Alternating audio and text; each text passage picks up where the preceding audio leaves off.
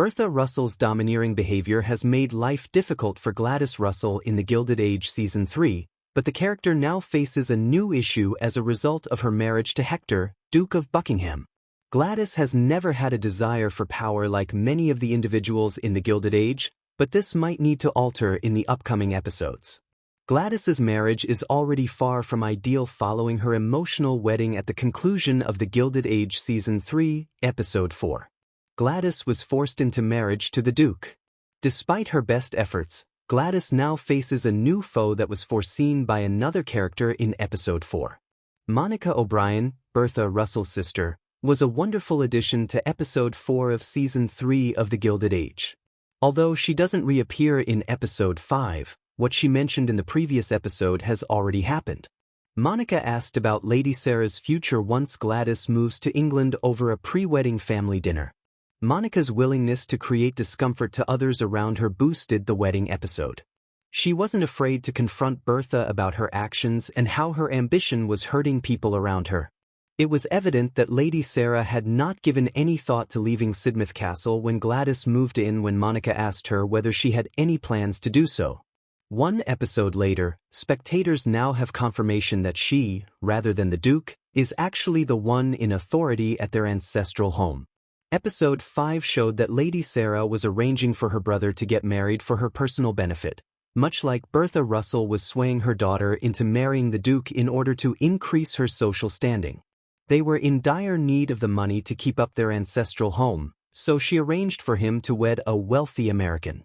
Sarah responds that she is aware that it was her idea all along, but she hadn't thought about what it would be like when Gladys actually arrived at Sidmouth Castle when the Duke tries to remind her of that. The scene demonstrates her contempt for the young American bride and gives away her future plans for Gladys. Lady Sarah says she just wants to teach Gladys how to be a proper English duchess, but if that were the case, there must be more humane ways to do it. Rather, Lady Sarah treats Gladys in a purposefully impolite manner and even tries to terminate Adelheid, her lady's maid, without first talking to Gladys. The Duke's relationship with his sister even seems a little too close for comfort, and Gladys has already been left out of the loop a couple of times because of it.